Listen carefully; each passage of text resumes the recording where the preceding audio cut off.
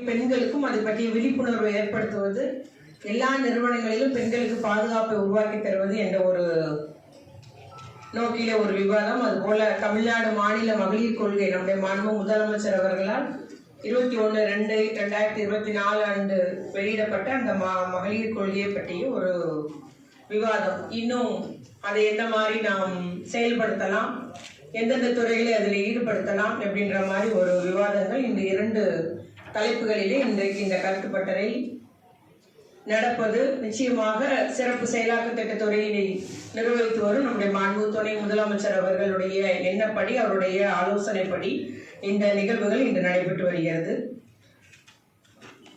முக்கியமாக நம்முடைய முதலமைச்சர் தளபதியார் அவர்கள் பொறுப்பேற்ற உடனே அவர்கள் நம்முடைய துறைக்கு கொடுத்த ஒரு அறிவுரை என்பதை பெண்கள் மற்றும் குழந்தைகளுடைய அந்த பாதுகாப்பு என்பது முக்கியத்துவம் கொடுக்கணும், அதற்கு அதிக முக்கியத்துவம் கொடுக்கணும் என்று நம்முடைய சமூக நலத்துறையும் காவல்துறை இணைத்து அந்த ஒரு உத்தரவு அறிவுரை வழங்கினார்கள். அதற்கேற்றார் போல ஒவ்வொரு மாதம் அவர் காவல்துறையினுடைய அந்த ஆய்விலையும் குழந்தைகள் மற்றும் பெண்களுக்கு எதிரான அந்த புகார் எப்படி இருக்கிறது, அதுக்கு எஃப்ஐஆர் பதிவு செய்யப்படுகிறதா, குற்றப்பத்திரிகை தாக்கல் செய்யப்படுகிறதா, வழக்கு என்ன நிலையில் இருக்கிறது, வழக்கு விரைவுபடுத்தப்படுகிறதா என்பதை மிகவும் கண்ணு கருத்துமாக அதில் அக்கறை கொண்டு நம்முடைய முதலமைச்சர் அவர்கள் செயல்பட்டு வருவது நாம் எல்லாம் அறிந்ததுதான்.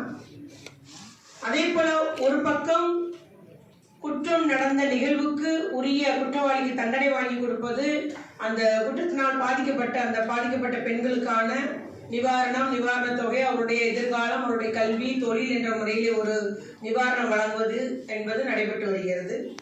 அதே போல இன்னொரு பக்கம் இன்னும் இந்த அவருடைய சட்டங்களை பற்றி, சட்டங்கள் மூலம் பெண்களுக்குரிய பாதுகாப்பை பற்றி, அவர் யாரிடம் புகார் செய்ய வேண்டும், என்ன மாதிரி புகார், அதெல்லாம் தெரியாமல் இருக்கிற பெண்களுக்கு அதை கொண்டு போய் சேர்ப்பது என்பது விழிப்புணர்வு.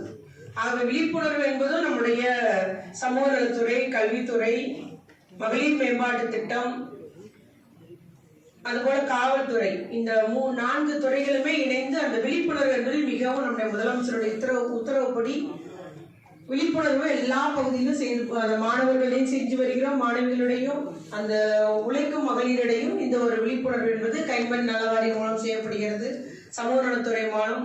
அதுபோல மகளிர் அதிகாரமளித்தல் என்ற ஒரு பிரிவு இப்பொழுது உருவாக்கப்பட்டுள்ளது. அவருடைய பணியே விழிப்புணர்வு உண்டாக்குவது என்பது கல்லூரிகளுக்கு, 100 நாள் வேலை செய்யும் பெண்களுக்கு, விவசாயத்தில் பணிபுரியும் பெண்களுக்கு என்று தொடர்ச்சியாக அவர்கள் அந்த விழிப்புணர்வு நிகழ்ச்சியை நடத்தி வருகிறார்கள் என்பதை நான் இங்கு கூறிக்கொள்ள விரும்புகிறேன். 2 கட்டத்துக்குமே நம்முடைய முதலமைச்சர்கள், அதுபோல அது முக்கியமாக நம்முடைய துணை முதலமைச்சரோட துறையும் சேர்ந்து இன்னைக்கு இந்த பெண்களுடைய விழிப்புணர்வு உண்டாக்கியே ஆக வேண்டும். ஏனென்றால் உழைக்கும் மகளிர் அதிகம், கிட்டத்தட்ட 42% பேர் தமிழ்நாட்டில் தான் இருக்கிறாங்க.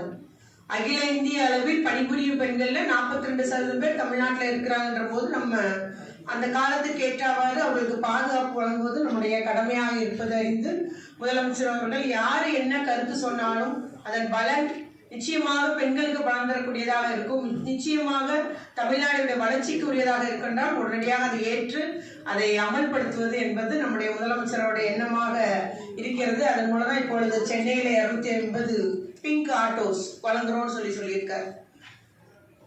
அது காரணம்னா அது பாதுகாப்பு தான். அந்த பணிபுரியும் பெண்கள் பாதுகாப்புன்றது அவருடைய பயணம் செய்கிற பெண்களுக்கும் பாதுகாப்பா இருக்க வேண்டும் என்று அதுல அநேக சரத்துக்கள் உள்ளடக்கி உடையதா. ஜிபிஎஸ் இருக்கு அந்த ஆட்டோல, பெண்களுக்கு வேண்டிய அந்த பத்திரிகைகள் இருக்கிறது, அதுபோல அவங்களுக்கு அவசர தேவைக்குரிய எல்லா உதவி என்ன, அதில் நம்ம விழிப்புணர்வு எண்கள் அதில் கட்டாயம் ஒட்ட வேணும்னு சொல்லியிருக்கிறோம்.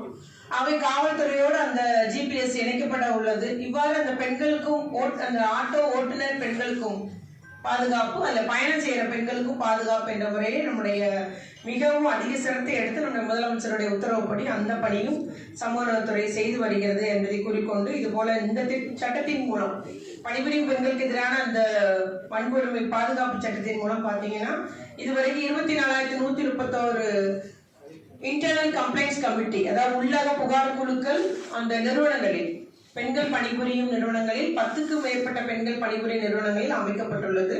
அதுக்கு நம்முடைய சமூக நல அலுவலர்கள் மற்றும் அவரோடு இணைந்த அதிகாரிகள் அதற்கு நடவடிக்கை எடுத்து வருகிறார்கள். நம்முடைய ஆட்சி அமைஞ்சதிலிருந்து எல்லா இடங்களிலும் போய் நீங்கள், அது ஒரு ஜுவல்லரி ஷாப்பா இருந்தா கூட 10க்கு மேல பெண்கள் இருக்கிறாங்கன்னா அங்கு கட்டாயம் ஐசிசி இந்த கமிட்டி அமைக்க வேண்டும் என்பதை துறை வலியுறுத்தி வருகிறது. அதுபோல இதுவரைக்கும் 5498 அந்த பாக்ஸஸ் பிங்க் பாக்ஸ்ன்னு சொல்றோம், இல்லை சேஃப்டி பாக்ஸ்ன்னு சொல்லலாம். அதுதான் செக்ரட்டரி மேடம் பேசும்போது சொல்லிட்டு இருந்தாங்க. அந்த பாக்ஸ் வந்து பெண்கள் எளிதில் அணுகக்கூடியதாக ஒரு இடத்துல வைக்கணும். பாக்ஸையும் வச்சுட்டு சிசிடிவி வச்சுட்டாங்கன்னா யாரும் போய் புகார் பண்ண மாட்டாங்க. ஏன்னா முதலாளிக்கு எடுத்து புகார் சொல்லிட்டு அந்த இடத்துல பணி செய்ய முடியாது. ஆகவே அந்த சேஃப்டி முக்கியம். அதனால அந்த ஒரு இடத்துல வைக்கணும்ன்றது எங்களுடைய துறை அலுவலர்கள் நேரே போய் கண்காணிக்கிறாங்க. பெண்கள் எளிதில் அணுகக்கூடிய ஒரு இடமா இருக்கணும். அவர்கள் லஞ்ச் சாப்பிட்ற இடமா இருக்கலாம், இல்லை ரெஸ்ட் ரூம் பக்கத்துல போகலாம். ஆனா அதுக்கு சிசிடிவி இருக்கக்கூடாது அந்த பிங்க் பாக்ஸுக்குன்றதையும் துறை வலியுறுத்தி வருகிறது. அதனால எங்க ஒரு பிரச்சனைனாலும் சரி தைரியமாக பெண்கள் புகார் தர முன்வருங்கள். உங்களுடைய புகாரின் மீது நடவடிக்கை எடுக்க இந்த அரசு, தளபதியாரின் அரசு தயாராக இருக்கிறது என்ற செய்தியை தான் நம்ம பெண்களுக்கெல்லாம் தொடர்ந்து அளித்து வருகிறோம். அது போல சில இடங்கள்ல பாத்தீங்கன்னா பிற மாநிலத்தவர் இருக்கிறாங்க. அப்ப பிற மாநிலத்தவர்களுக்கு அவங்க மொழி தெரிஞ்ச பெண்களையும் நம்ம அந்த கமிட்டியில போட சொல்றோம், இன்டர்னல் கமிட்டி. அதே